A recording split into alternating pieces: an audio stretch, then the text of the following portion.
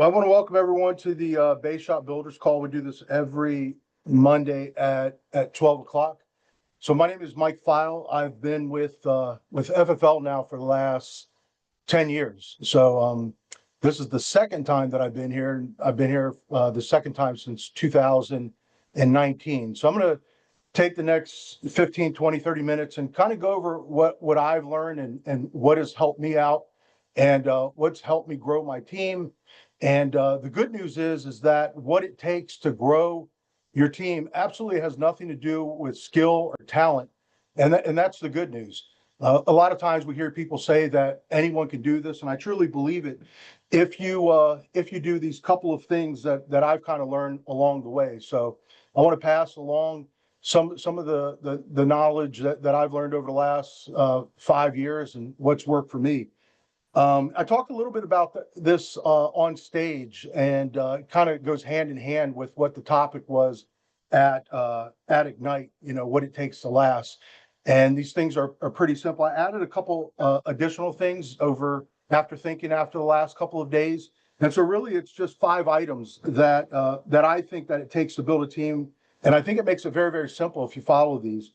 The first thing that I think you have to follow is no negativity. You know, when I was here and things were difficult for me when I first got into the insurance business as a whole. When I came to FFL, I mean, it was one of the most difficult things that I had gone through because I had just filed, $1 million bankruptcy. Things weren't working out.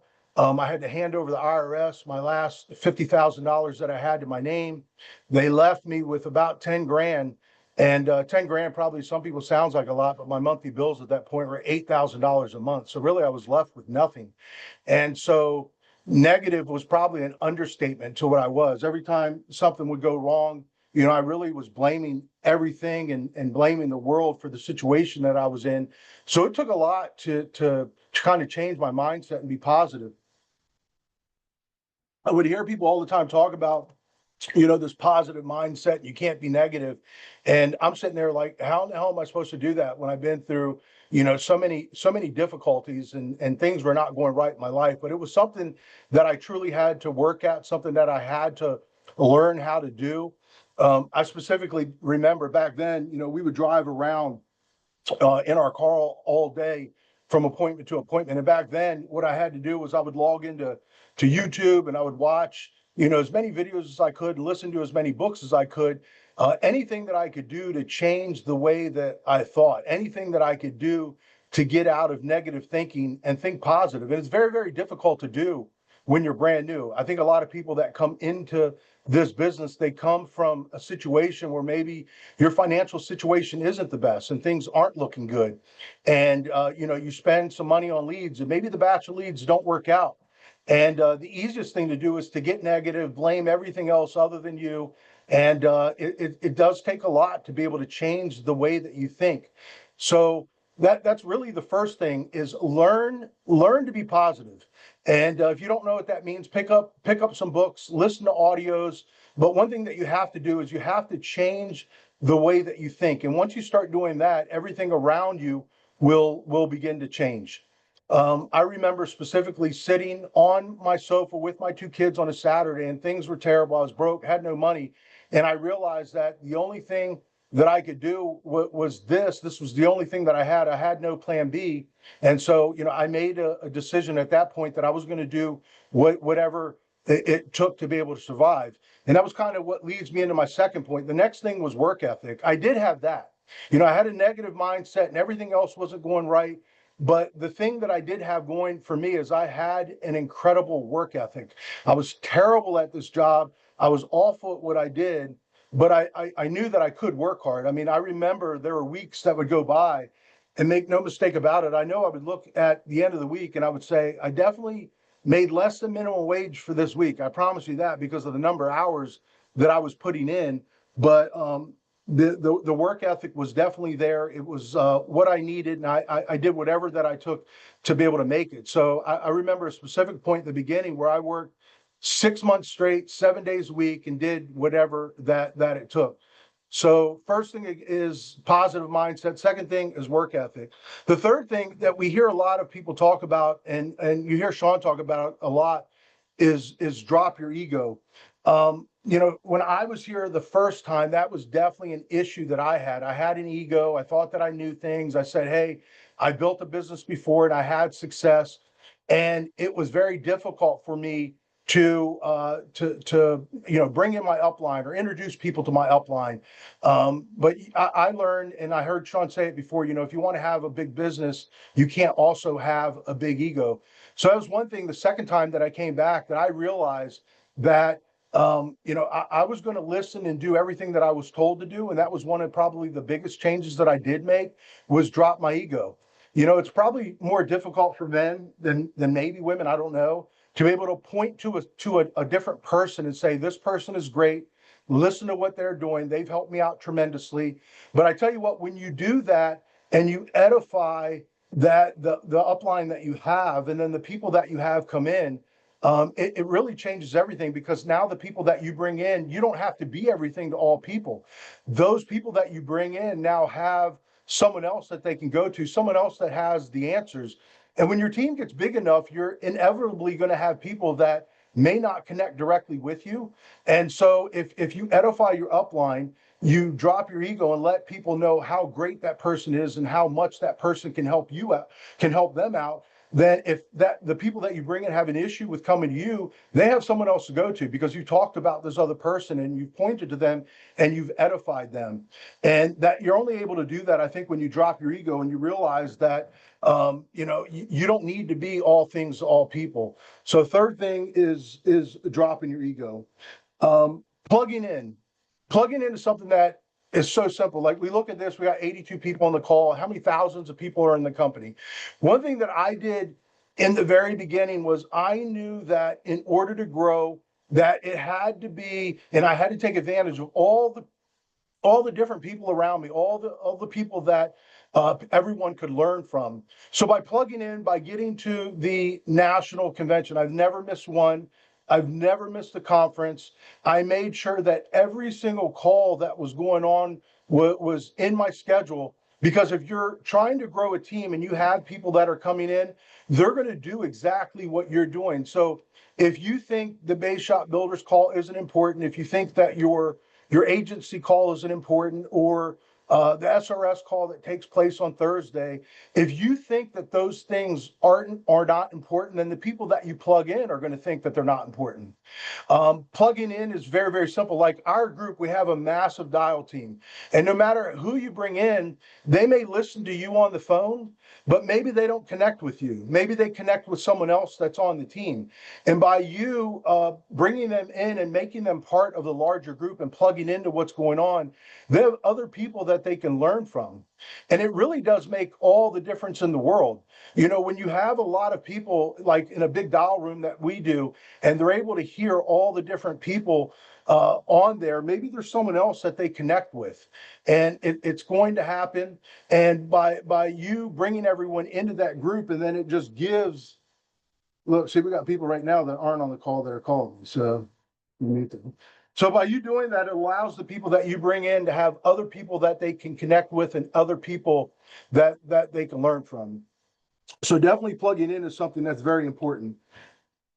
The fifth thing is being loyal to the person that you brought in. I see it a lot. And I see someone who comes in, they hire someone, and for whatever reason, there's this breakdown in trust, breakdown in loyalty. And I see that kill a lot of teams that are growing. They have an issue with the person that hired them. They don't want to edify the person that hired them. So then they have people that are coming in on their team. And now you got two people that are not getting along. And then it creates a lot of distrust, I think, within the group or within the downline, because they don't have someone that they can go to. You see, this was the issue that I had in the beginning. Everything that I'm telling you is all the problems that I had. The only problem I didn't have in the very beginning was my work ethic, but everything else I had an issue with. And what happened to me was, in the beginning, when I didn't get along with my upline and I didn't have anything good to say about him, the people that I brought into the business, they didn't know who they could trust. They didn't know where they could turn, because me and my upline weren't on, in a good relationship. So they didn't know what was going on. And when I came back, I realized, like I said, that second time, I realized that all the mistakes that I made the first time, I was going to change everything. My work ethic was already there, but I decided, I said, okay, I'm going to plug in. I'm going to make sure that everyone is part of the group, part of the team. And I made sure that everyone was on every single call. I made sure that I promoted every single event. I made sure that everyone was there. I made sure that I had no ego. I made sure that Frank, my upline, I made sure that everyone that came in knew who Frank was, knew the success that he had, and knew that everything that I have learned from him and everything that they could learn from him. And so just dropping the ego for me was something that was, I think at that point, very easy because I had no choice. When I came back again second time and broke again. But the good news is by making these 5 simple changes, everything came back and everything happened very, very quickly. So drop my ego. I had people that were plugged in. I said no matter what, I was going to be loyal. I was going to be loyal to my upline and I was going to be loyal to the company. People talk about, well, you just drink the Kool-Aid, right? And I said, I'm going to swim in it. I'm going to be all about what this company is. There's nothing that anyone could say to change my mind. I was going to follow what Sean said, what the company was doing, and what my upline was doing, and it changed everything because the people that came in for me, they were the same exact way. They plugged in. They were very loyal to the company, and it really helped me be able to grow a team, and it helped the people that are coming in not just look to me. They were able to look at all the other people on the team because I made sure that they were plugged in and understood what was going on and knew all the different players that were within the organization, not just within our local group, but within the entire company. So it helped change everything. And then the people that come in, I see this a lot of times. Luckily for me in the beginning, I had the work ethic. So because I had the work ethic, although I wasn't making a lot of money per hour, I was able to at least survive the first couple of years. But I see a lot of people come in and they think this thing's going to happen overnight.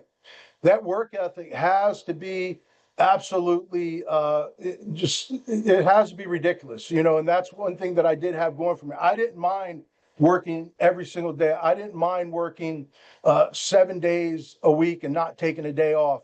For the first 2 years in the business, my family, they went on vacation and I didn't go with them. I wanted them to be able to enjoy themselves, but I stayed and did what I had to do to work. I knew that if I did that, I knew eventually things would work out. So again, when you're coming in and you're trying to build a team, again, none of it has anything to do with skill. None of it has anything to do with talent. In the beginning, it all has to do with you. If you come in here, you start to hire, you start making money yourself, that's really the beginning. That's the first stage of it. I had someone call me the other day and they were asking me a whole bunch of questions like, how do I make people work every day? Or how do I make people buy more leads? Or how I go, the only way that you're going to show people how to do that is if you do it yourself. You do all these simple things yourself, and that first person that you hire, they'll come in and they will or they won't do it, but hopefully they will. And they're going to follow exactly what you do. You're going to get them to plug in. Hopefully they're going to be loyal to you. You're going to get them to have a ridiculous work ethic because that's something that they can learn from you. Hopefully you don't have an ego. They won't have an ego. And you're just going to show those people what to do by example. And if it's you and one person, now you got 2 of you guys that are going to start building this thing. So you're now it's you and someone else that's doing it. And then all of a sudden you get that next person, you get that third person. It happens very, very slowly. And in the beginning, I heard people talk about this, and I can say it's absolutely the truth, it's that first $150,000 in your business, which is the hardest thing to do in the world. The reason it's so difficult is because pretty much in the beginning, it's all you. It's you that's doing everything. It's you that is doing all the hiring. It's you working to prove that this thing works. But then it begins to get easier. You get that first 150,000. To be able to do that, it's probably going to be you, maybe another leader, maybe 2 other leaders. But now you have a couple of you guys doing this. Then the next thing you know, the team gets bigger. You're going to be at 300,000, 350,000, and now there's more leaders. But to be quite honest, the bigger you get, the easier it gets. I just hired someone the other day. Team does like 400,000. Someone came to me and they said, how are you able to do that? And I go, it gets easier. When you have a team that's doing 1 million and 1.5 million a month, it's funny because it gets easier. I didn't have to go find that person. Someone in the group knew them. And then you just kind of have credibility because of where you are. You're at 1 million, you're at $1.5 million. It's very difficult to do if you have a group and you're maybe at $150,000 and you're trying to talk to someone that's doing a 500,000 or 1 million. That if you're trying to hire someone, they're going to look at you and say, what can you show me? I'm bigger than you. So the bigger you get, actually the easier it gets. But again, it's that first 150,000 it's so hard. It was very, very difficult for me. I had to go through a lot. And it wasn't something that came natural for me. But the only thing I had going for me in the beginning was my work ethic, and everything else I had to learn. I had to learn. I had to learn how important it was to drop my ego. I had to learn how important it was to plug everyone into every single event and realize that it's not me, it's all about them. I had to learn to use all the different resources and learn to use all the different people in the company. But going through that, again, it gets easier. You get past that first 150,000, things are going to happen. You're going to get some debt. Some people are going to leave. People are going to charge back. Agents are going to roll some debt to you. But if you just keep pushing forward, things do get easier. And there's so many people that I know that I've had on my team that I know that if they would have stuck it out, they would have success too. But I think just way too many people come in and they quit way too soon. They don't understand, how good things get at the end. I can tell you where my life was when I first got into the business. Like I said, I just filed. I don't even know how I got my damn license, man. I don't even, if someone came to me today and came in and they said I filed a bankruptcy, I don't even know how I did. I think because I was making my payments, that's why. I remember having to get proof to the trustee that I was paying. It's probably how I got contracted with all the carriers. But I made all those simple changes and things began to change. I was talking to an agent at Ignite, and she was like, Mike, I remember we both came in from the beginning and I saw we were both the same.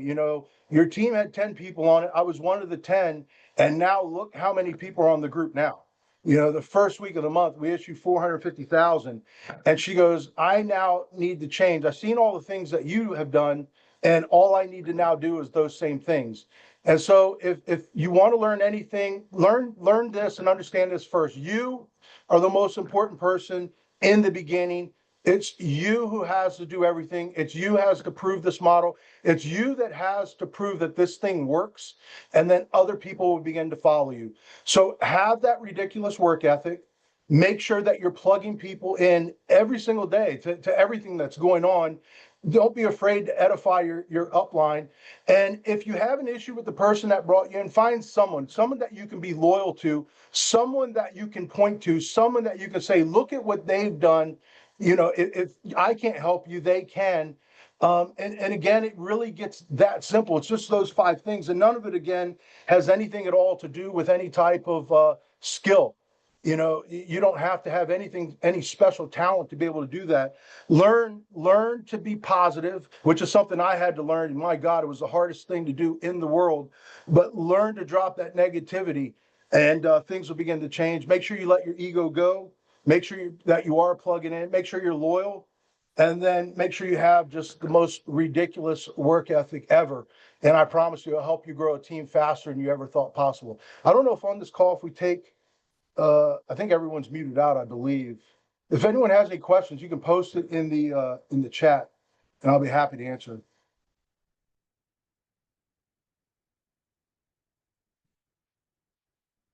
Good to hear. Oh man, the struggle was real in the beginning.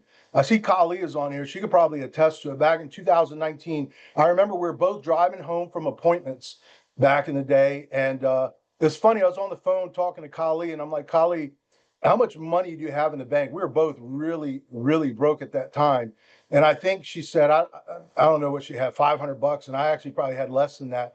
But at that point, I had learned my lesson. I learned again, something that I see a lot of people do. They'll have struggles and they want to share it with their team. They want to be open and share everything. One thing that Kali didn't know at that point when I talked to her that night was how bad my situation was. but I learned from mistakes from my past and learned not to share those type of things. You know, when agents are going through a difficult time, and a lot of us do, like I said, most people come into this business and we're all going through some type of financial struggle, and that's how we found the insurance industry.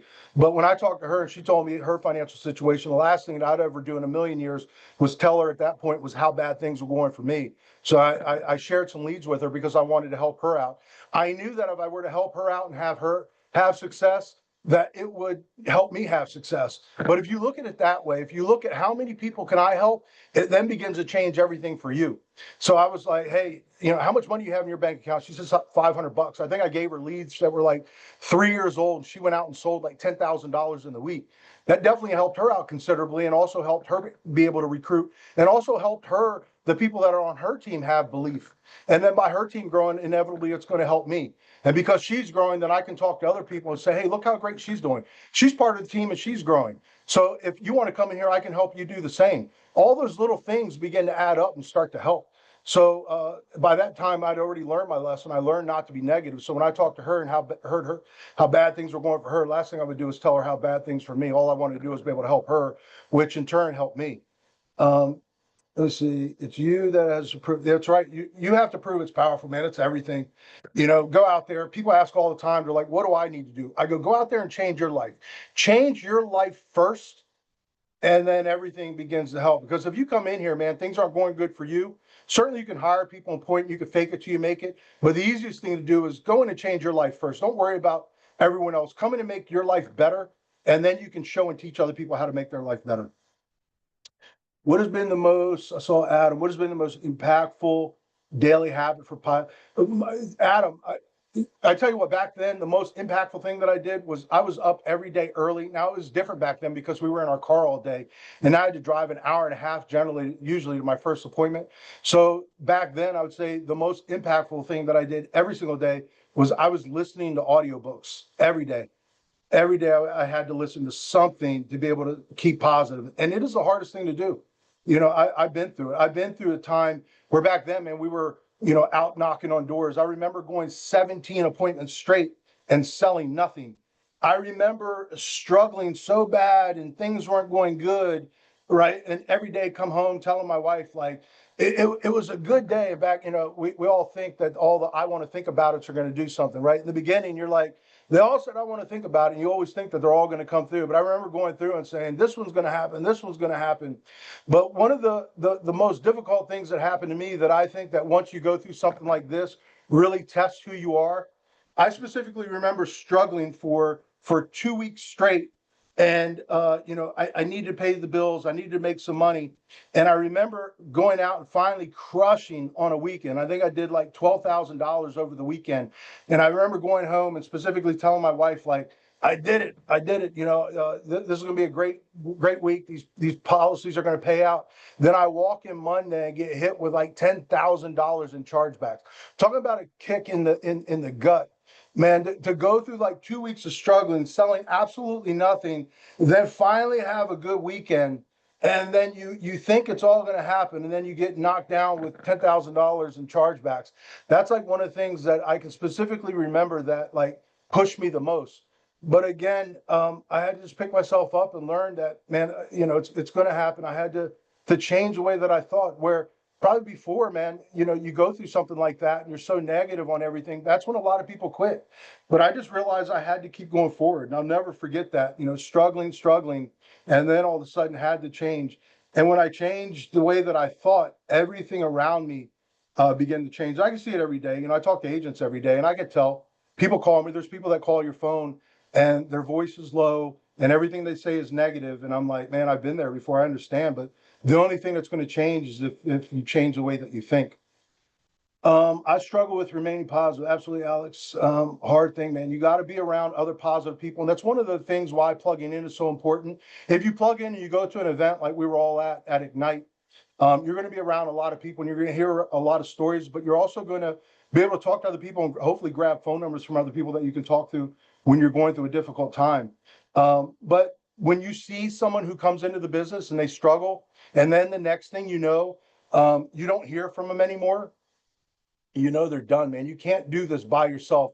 The worst thing that you could possibly do in the world is go through a difficult time and then think that you're going to go into your room and be by yourself and you're going to make it, because that's the last thing that you're going to do. You're going to go be negative by yourself. I don't think most people never come back from that. Is there a questionnaire used when bringing a new agent in the team? I just talk to people and kind of understand, ask them, what they're looking for, ask them what they've done in the past. Um, just a simple conversation with people, you can find out if they're going to be, you not all the time, but generally you can see if they're going to be able to do this or not, just by the way people talk and the way they think. If someone comes in here and they're completely negative, they're probably not going to make it. If someone's in a terrible situation and the thing that they want to talk about is why they're in that bad situation, and it has everything to do with everyone else but them, they're probably not going to make it. They haven't yet taken time to take responsibility for any issues that they have. Lisa, Houston, need to get plugged in, larger group. What you do is, Lisa, talk to the person that hired you. The person that hired you is part of a bigger team. Find out who that is, and then find out who hired them. If you go up high enough, you're going to be part of a bigger group. We're all there. Every group that comes in here, it's just them, but you continue to go up, and you're going to be part of a larger group. So do that. And then, John Wetmore posted offices. All right, so you can go in there and kind of see what other offices are there. Quentin Kelly, just me. Thanks for sharing that. Yeah, if you're talking about being negative, no, man, it's not just you. Another thing I'd recommend everyone do. I see John Wetmore on here. Plug into his videos. I think John, in my opinion, he's probably one of the best trainers in the entire industry. Learn everything that you can from John Wetmore. I still watch his videos every single day. Learn from people like John Wetmore. Learn from people like Trey Honeycutt. Trey Honeycutt is probably the best recruiter in the entire company. Or someone like Eric Schmidt. Eric Schmidt, the most phenomenal salesperson in this entire company. You can learn a lot from the people that are here. And the people that are here, I think, are probably the best in the industry. Learn from Dominique Rogers. Dominique Rogers or Jamie Euphemia, probably the best people in the entire company on the phones. You can go into YouTube and look at any of those people and learn what they're doing, and it changes. It really does change everything. So, but I think the first thing you have to do is change the way you think. Stop blaming others. Realize that the things that are going on or have more to do with the way that you think more than anything else.